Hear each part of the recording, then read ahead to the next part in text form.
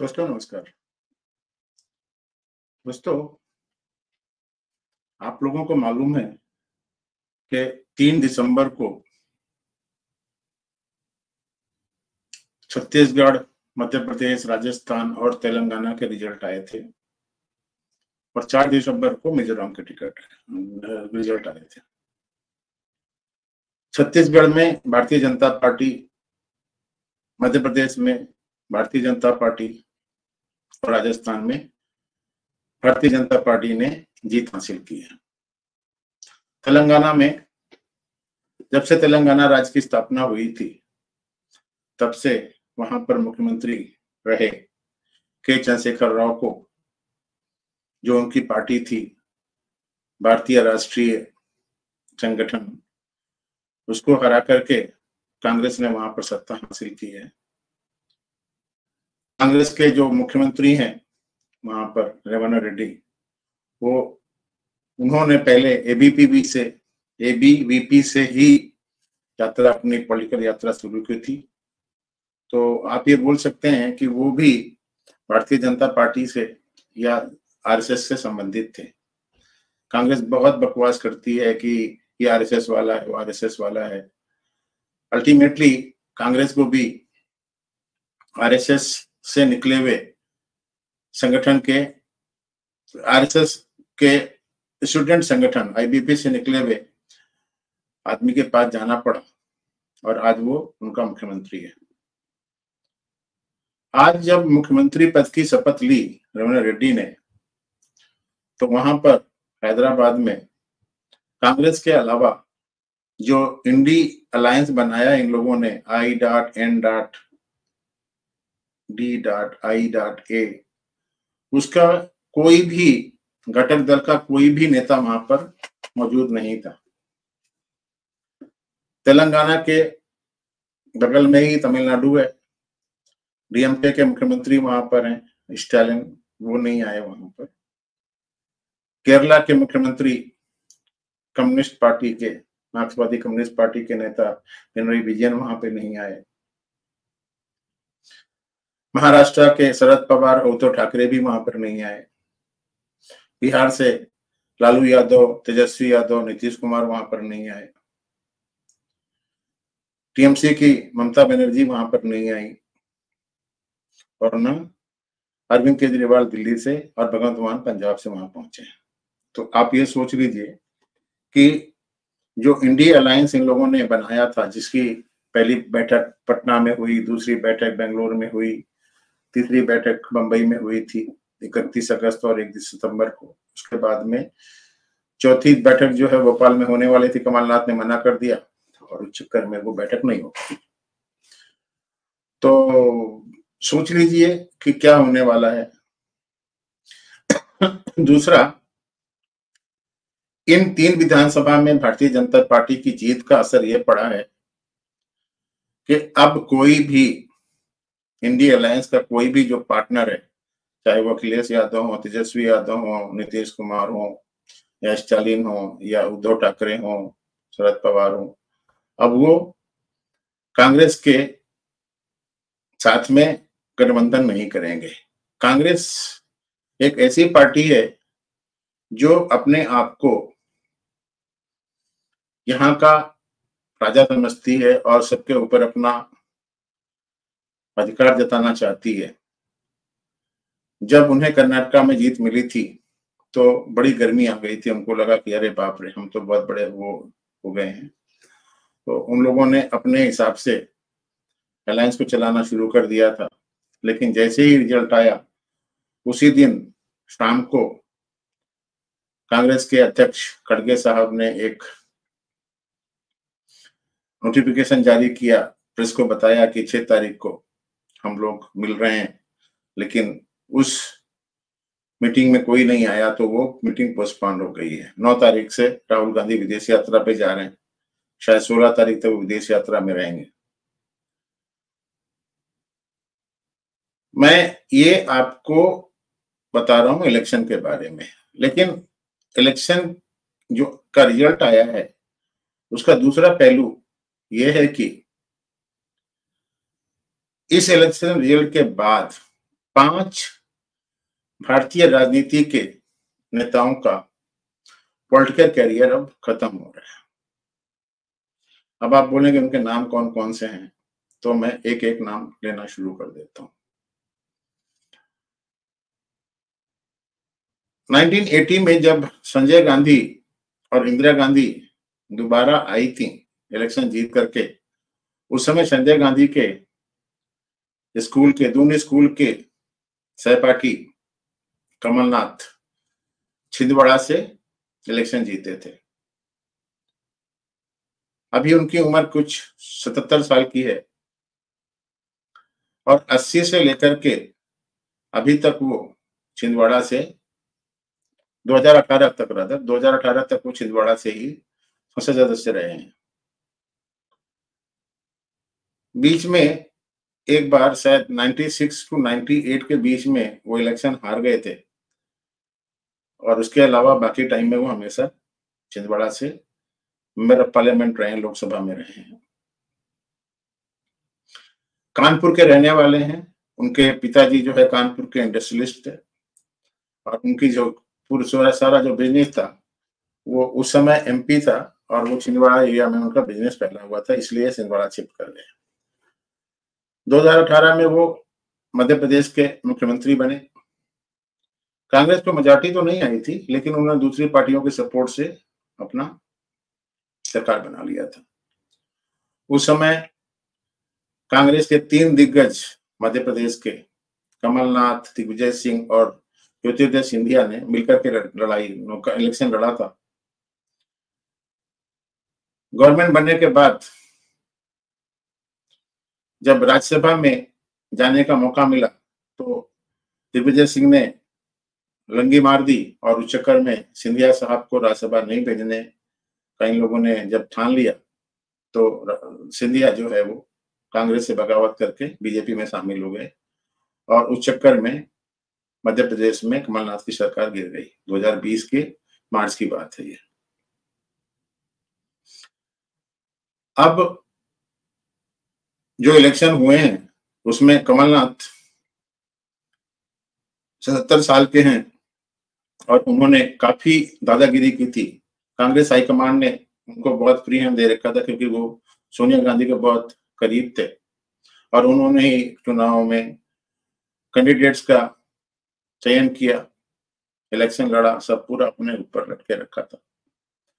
तो कांग्रेस की हार के बाद अब ऐसा लगता है कि कमलनाथ साहब का पॉलिटिकल करियर खत्म हो गया, क्योंकि जब अब अगली बार इलेक्शन होंगे 2028 में, उस समय इनकी उम्र करीब 82 साल की हो जाएगी। तो शरीर भी साथ नहीं देगा। हर एक आदमी शरद पवार नहीं होता है। शरद पवार भी आजकल डंडी लेके चलते हैं या किसी के सहारे पे चलते हैं। तो पहले नेता हैं कमलनाथ, जिनका कि आप पॉलिटिकल करियर खत्म देखना चाहिए। दूसरे नेता हैं दिग्विजय सिंह, जिनको दिग्गी राजा भी बोलते हैं। एक जमाने में वो सोनिया गांधी की कांग्रेस पार्टी के बहुत कद्दावर नेता हुआ करते थे और मीडिया लोगों ने तो लिखना शुरू कर दिया था कि वो शायद प्रधानमंत्री भी बनने वाले हैं। मध्य प्रदेश के 2 बार मुख्यमंत्री रहे, 93 से 98, 98 से 2003। 2003 में जब मध्य प्रदेश में वो इलेक्शन हार गए तो उन्होंने बोला कि मैं अब एक्टिव राजनीति से बस इस्तीफा ले रहा हूँ। उसके बाद वो राहुल गांधी के पॉलिटिकल गुरु बन गए। उनको सिखाते थे, पॉलिटिक्स के गुरु मंत्र सिखाते थे, क्या हो रहा है क्या नहीं हो रहा है। 2019 के इलेक्शन में एक्टिव पॉलिटिक्स में दोबारा आकर के वो भोपाल से लड़े, ये सोचा कि बहुत सेफ सीट है और प्रज्ञा ठाकुर ने उनको भोपाल से हरा दिया। उससे पहले 2018 के इलेक्शन में मैं बता ही चुका हूं कि उन्होंने ज्योतिरादित्य सिंधिया को राज्यसभा में नहीं भेजने का जो षड्यंत्र रचा था, उस चक्कर में वहां पर कमलनाथ की सरकार गिर गई थी। दिग्गी राजा साहब की उम्र भी कुछ 77 साल से ऊपर ही हो गई है, तो अब वो भी जाने वाले हैं। एक मिनट देखता हूँ क्या उम्र है दिग्विजय सिंह की।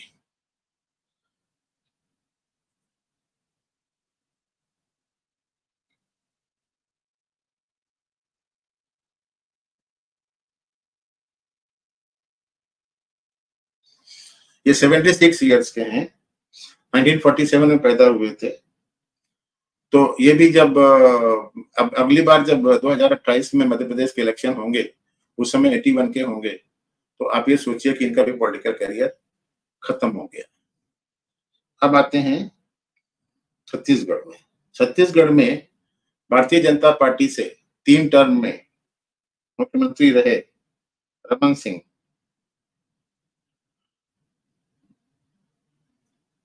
वो पिछली बार 2018 में जब छत्तीसगढ़ में इलेक्शन हुए थे, तो बीजेपी इलेक्शन हार गई थी और बीजेपी की दुर्गति हो गई थी वहां। छत्तीसगढ़ के जो लोग बाग हैं वो रमन सिंह को बाहरी आदमी समझते हैं। रमन सिंह के पिताजी प्रतापगढ़ के रहने वाले हैं, ये क्षत्रिय जाति से आते हैं और वहां पर जाकर के वो बस गए होंगे, तो उस चक्कर में वहां पर उन्होंने पॉलिटिक्स में ज्वाइन किया और वो बने रहे। इनकी उम्र 71 साल की है। इस बार ना तो उन्हें मुख्यमंत्री का दावेदार, मुख्यमंत्री का पद डिक्लेयर करके वहां पे इलेक्शन लड़े गए। प्रधानमंत्री ने खुद पूरी की पूरी चुनाव की बागडोर अपने हाथ में संभाल के रखी थी और ना इन्हें प्रचार करने के लिए कुछ स्टार प्रचारक बनाया गया, ना ये बीजेपी के वहां के अध्यक्ष थे। और सबसे बड़ी बात यह है कि रमन सिंह के अंडर में वहां पर बीजेपी ने कोई ऐसा काम नहीं किया जिससे कि ये अपनी वहां पर छाप छोड़ सके। रमन सिंह की उम्र इस समय 71 साल की है। अगले इलेक्शन जब होंगे 2028 के, उस समय ये 76 साल के हो जाएंगे। 75 साल के बाद में तो नरेंद्र मोदी ने येदियुरप्पा को नहीं रखा था मुख्यमंत्री, तो ये तो 76 साल के हो जाएंगे। तो इनका भी पॉलिटिकल करियर खत्म ही समझिए। अब वहां पर कुछ अलग ही, कोई अलग ही नेता आएगा।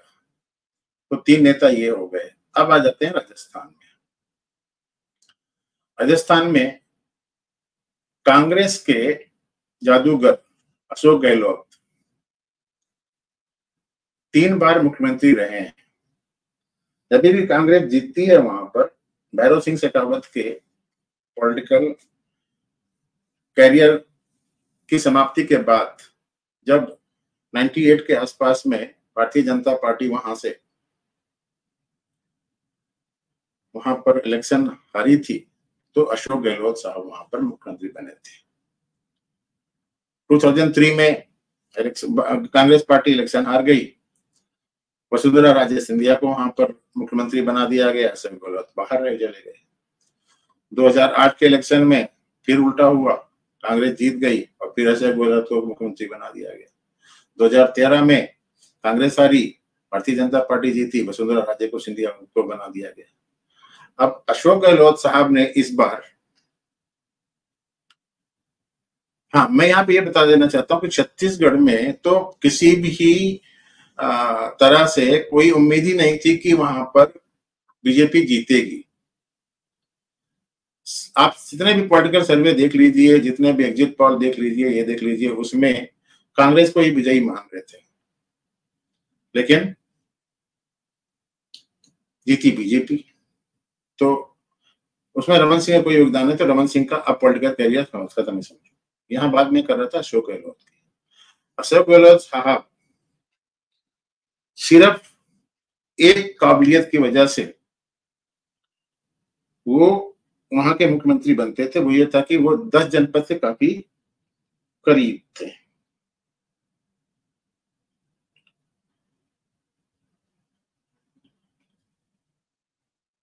अशोक गहलोत साहब राजस्थान की ओबीसी कम्युनिटी से आते हैं, माली जाति से आते हैं, और उनकी उम्र इस समय करीब 72 साल है। तो जब अगले इलेक्शन होंगे कांग्रेस में, मैं वो क्राइटेरिया नहीं मानता कि 75 साल के बाद में वहां पर कांग्रेस का मुख्यमंत्री नहीं बन सकता। कांग्रेस तो कुछ भी कर सकती है, किसी को मुख्यमंत्री बना सकती है, लेकिन मुझे ऐसा लगता है कि अब कांग्रेस को अगर राजस्थान जीतना है तो नई लीडरशिप वहां पे पैदा करनी पड़ेगी, और राजस्थान में ऑलरेडी नई लीडरशिप है। पिछली बार जब इलेक्शन हुए थे तो अशोक गहलोत की सरकार तो बन गई थी, सचिन पायलट उस समय राजस्थान में कांग्रेस के अध्यक्ष थे, उन्होंने काफी मेहनत की थी और उस दोनों की जोड़ी ने वहां पर कांग्रेस को जिताया था। लेकिन सचिन पायलट को जिस तरीके से दुर्गति इन्होंने की है, जैसा इन्होंने बुरा हाल किया है, उस चक्कर में सचिन पायलट अब की बार के इलेक्शन में अगर कांग्रेस के टिकट पे लड़े हैं तो लड़े हैं, लेकिन गुजरों ने, जो सचिन पायलट की जात है, उन लोगों ने बीजेपी का समर्थन किया, कांग्रेस को वोट नहीं दिया, क्योंकि उनको सचिन पायलट की जो बेइज्जती की कांग्रेस ने, वो बर्दाश्त नहीं हुई। तो अगर अगली बार के इलेक्शन होंगे तो उसमें सचिन पायलट अगर कांग्रेस में रहे तो वही चेहरा रहेंगे, तो अशोक गहलोत के अब चांसेस नहीं है। अब आते हैं बीजेपी की महारानी के ऊपर, जो 2003 में राजस्थान की मुख्यमंत्री बनी थी, फिर 2013 में मुख्यमंत्री बनी। 2018 के जब इलेक्शन हो रहे थे उस समय बीजेपी में के खिलाफ एंटी बहुत थी वहां पर ये होता था, रानी तेरी खैर नहीं, मोदी तेरी बैर नहीं। उसी समय मालूम पड़ गया था कि शायद वसुंधरा राजे के नेतृत्व में भारतीय जनता पार्टी वहां से हारेगी, और वो हारी। वसुंधरा राजे सिंधिया माधवराव सिंधिया की बहन है। वो जो धौलपुर रियासत है, वहां के राजा के साथ में उनकी शादी हुई है। उनकी उम्र अभी 70 साल है, लेकिन इलेक्शन जीतने के बाद वसुंधरा राजे सिंधिया ने मुख्यमंत्री बनने के लिए जो करतूतें जयपुर में की हैं, उससे भारतीय जनता पार्टी का शीर्ष नेतृत्व जो है उनसे बहुत नाराज है।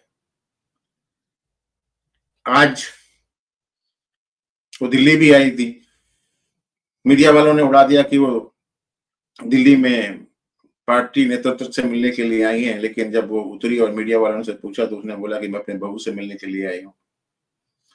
बाद में शाम के टाइम में वो शायद भारतीय जनता पार्टी के अध्यक्ष जेपी नड्डा से मिली भी। लेकिन अब भारतीय जनता पार्टी उन्हें राजस्थान का मुख्यमंत्री बनाने का जोखिम नहीं लेगी और उनको बाहर कर देगी। उनकी उम्र इस समय 70 साल की है, तो अगर वो भारतीय जनता पार्टी में रहती हैं तो 2028 में वो 75 साल की हो जाएंगी। और जैसा कि भारतीय जनता पार्टी में कन्वेंशन है कि 75 साल के बाद में वो किसी को मुख्यमंत्री नहीं रहने देते। अगर ऐसा होता तो येदियुरप्पा को मुख्यमंत्री पद से इस्तीफा नहीं देना पड़ता था। तो वसुंधरा राजे सिंधिया का भी पॉलिटिकल कैरियर अब खत्म होने वाला है। तो ये वीडियो मैंने आपके लिए इसलिए बनाया था कि आपको बताना था कि इन 5 पॉलिटिकल लीडर्स का अब पॉलिटिकल कैरियर खत्म हो रहा है। नई लीडरशिप आएगी। अभी तक 3 तारीख को चुनाव के रिजल्ट आए हैं, आज 8 तारीख हो गई है, लेकिन अभी तक तीनों राज्यों में मुख्यमंत्रियों का नाम मालूम नहीं पड़ा है। इसके मतलब काफी टर्निंग चल रही है। ये तो वही हुआ जैसे कि 2017 में उत्तर प्रदेश के इलेक्शन के टाइम में हुआ था। काफी दिनों तक टर्निंग हुई और उसके बाद में सडनली एक ट्रम्प कार्ड आया योगी आदित्यनाथ के रूप में। वैसे ही शायद तीनों राज्यों में कुछ होने वाला है। आप लोग देखते रहिए, वेट करते रहिए, आपको मालूम पड़ जाएगा। आप लोग तो भारत में हैं तो आपको मालूम पड़ जाएगा जब डिक्लेयर होगा कौन है कौन नहीं है। जब डिक्लेयर हो जाएगा तो उसके बारे में मैं समीक्षा करूंगा। तो अंत में मैं यही कहना चाहता हूं कि उत्तर भारत में अब सनातन धर्म की रक्षा करने के लिए शायद पब्लिक जागरूक हो गई है और वो किसी भी तरीके से कांग्रेस या सनातन धर्म के दुश्मनों को बकसने को तैयार नहीं है। और आप लोग भी इस बात को ध्यान रखिए। मैं यहीं पर अपनी बात खत्म करता हूँ। मिलते हैं अगले वीडियो में किसी और मुद्दे पर। तब तक के लिए नमस्कार। जय हिंद। भारत माता की जय। वंदे मातरम।